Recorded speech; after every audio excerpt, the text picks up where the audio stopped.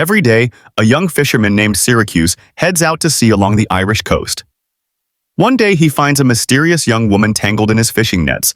He rescues her, and when she regains consciousness, he is relieved to see that she is unharmed. However, she acts strangely and refuses to go to the hospital. She also doesn't remember her name, which Syracuse assumes is due to amnesia. He takes her to his late mother's house, offers her sandwiches, and suggests she stay there for a while. He needs to see his daughter Annie, who lives with his ex-wife Maura. That day, he has to take Annie for dialysis. While waiting for the procedure, Syracuse tells her a story about a fisherman who caught a woman from the sea. Annie, fascinated, suggests the woman might be a selkie, a mythical creature she learned about at school, one that sometimes comes ashore until the sea calls them back. After dialysis, Syracuse takes Annie back to her mother, who is excited to show off Annie's new electric wheelchair. Annie proudly demonstrates it to her father, but her mother criticizes Syracuse for not talking to the doctor about getting a new kidney for their daughter. The next morning, Syracuse finds the woman, now awake, washing clothes in a stream and singing in a language he doesn't recognize.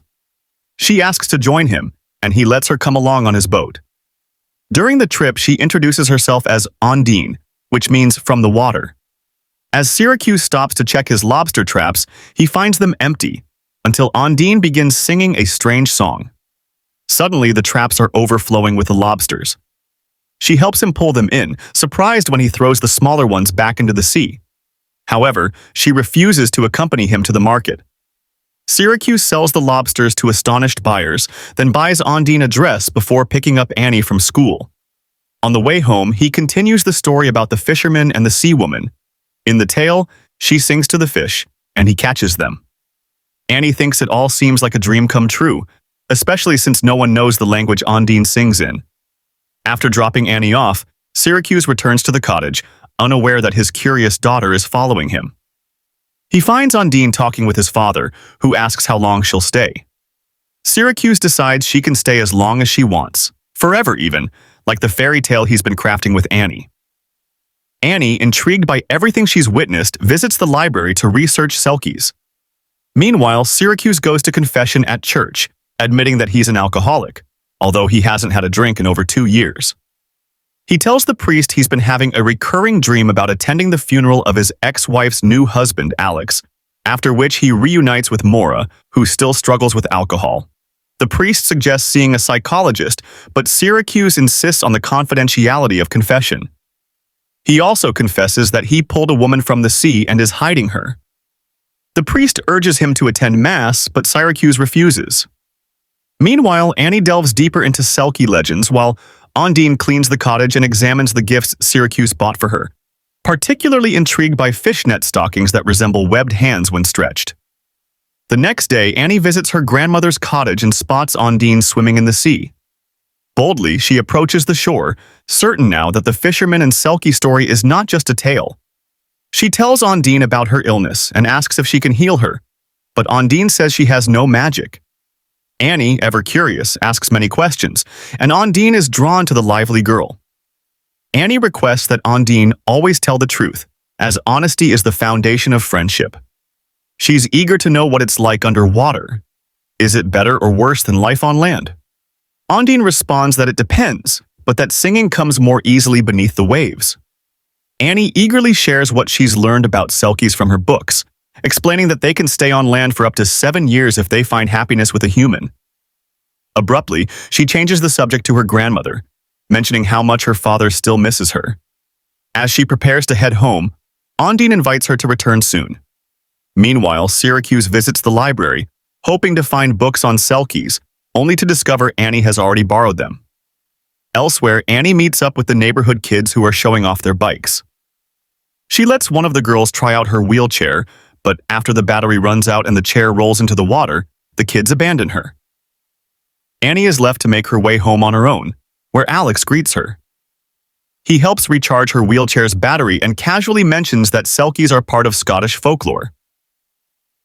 Annie, however, insists that Ondine speaks a different language, unlike anything she's heard. Later, Syracuse finds Ondine on a pontoon in the bay and offers to take her back to his boat. He asks her to hold the tiller, but when a patrol boat speeds past, Ondine quickly hides, steering the boat with her foot. Syracuse teases her, pointing out how well she manages with just her feet. As they continue fishing, Ondine begins singing, and Syracuse pulls up his net, astonished to find it filled with salmon, a catch far beyond what he usually gets. Just as he starts to enjoy his unexpected good fortune, the patrol boat returns. The wildlife officers inspect his catch and ask to see the nets. Syracuse shows them his usual equipment, which is dry and empty, confirming his story. The officers, noticing Ondine on board, ask her about the catch, and she supports Syracuse's claim that it was made using regular nets. Satisfied, the officers leave. Relieved, Syracuse and Ondine head to the harbor to sell their catch. Syracuse offers to buy her a gift,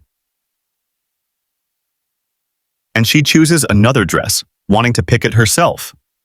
On their way to the store, they run into Annie, who is thrilled to see that their story seems more real than a fairy tale. Together, Annie and Ondine pick out an outfit while the townspeople gaze curiously at the beautiful stranger through the shop window.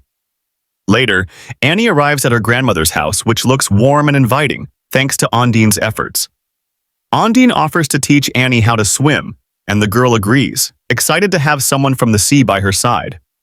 As they play in the shallow water, Ondine spots something in the sea and asks Annie to get on a raft. She pulls out a bundle that Annie identifies as Selkie clothing. According to legend, if a Selkie buries this clothing, they can remain on land for 7 years, as long as their sea husband doesn't come to claim them. Following Annie's suggestion, Ondine buries the bundle in the greenhouse, while Annie counts the steps to remember the exact spot. Later, Annie tells her father about the discovery, advising him to be cautious of strangers. The group heads to the local festival by boat, where Annie confronts Ondine, asking if she can grant wishes. Ondine denies being a Selkie, which upsets Annie. Determined to test Ondine's powers, Annie pretends that her wheelchair brakes have failed and throws herself off the pier. In a panic, Ondine dives in and saves her, pulling her to the surface. Syracuse rushes to carry his daughter home and hands her over to Mora and Alex. Later, Ondine quietly tells Syracuse that the wheelchair's brakes were working just fine. Annie had staged the incident to see if Ondine could breathe underwater. Syracuse then opens up about his troubled past, confessing that he once drank heavily. He recalls a day when he came home to find Annie's mother passed out, their daughter unconscious beside her. Fortunately, they had been able to save her just in time. The girl and Syracuse decided that one of them had to stay sober at all times. Meanwhile, Mora tells Annie that a mysterious dark-haired stranger has been asking about the fisherman's girlfriend, which leads the girl to have a nightmare. As Syracuse and Ondine grow closer, they eventually become intimate. The next day, Syracuse goes to confession, admitting to the priest that he spent the night with Ondine and is now afraid of the luck she seems to bring. He's uncertain whether something amazing or disastrous is about to happen, and he dreads both. After leaving the church, a man approaches Syracuse, asking questions about Ondine, but Syracuse brushes him off and walks away.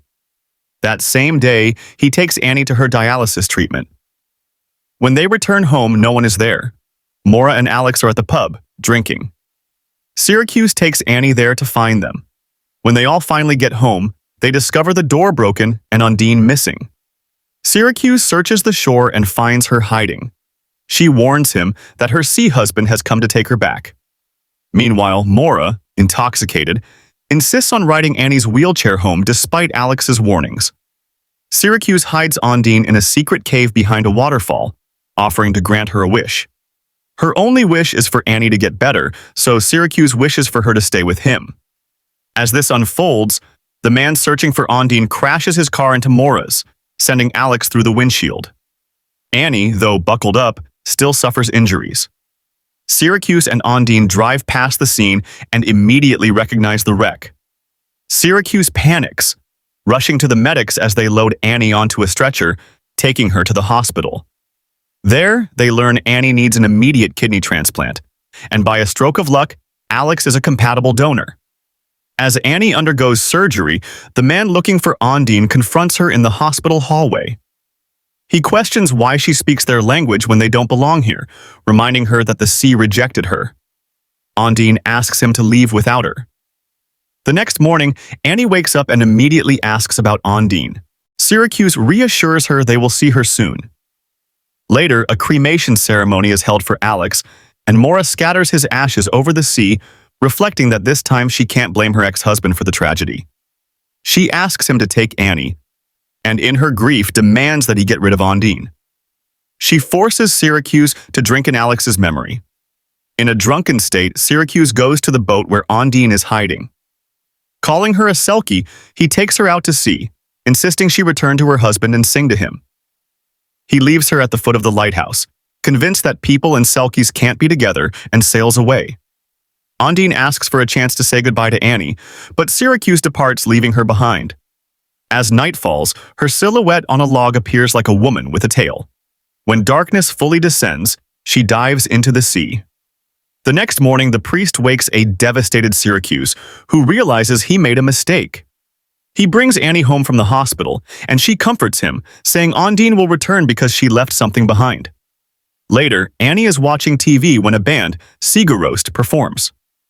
Syracuse recognizes the lyrics and suddenly understands that Ondine is an ordinary woman, not a selkie. He rushes to the lighthouse, frantically searching for her along the shore, but at first, he finds nothing. Finally, he spots a fire where Ondine is warming herself. At first, Ondine claims she's a sea creature who found her magical clothes and buried them so she could stay with the family she loves forever. But Syracuse presses for the truth, and she finally confesses her real story. Her name is actually Ioana, and she was a courier smuggling illegal substances from Romania. She was on a boat with a backpack full of drugs when the authorities closed in. Her handler, unable to swim, threw her into the water. Ioana swam as long as she could before exhaustion overtook her, and she drowned, only to be caught in Syracuse's fishing net. As they return home, they find that criminals have already arrived and taken Annie hostage. Syracuse tries to fight them off, but is overpowered by the two armed men. The criminals demand that Ondine lead them to the spot where she supposedly buried the selkie's clothes, hoping to find something valuable. However, when they dig in the greenhouse, they find nothing.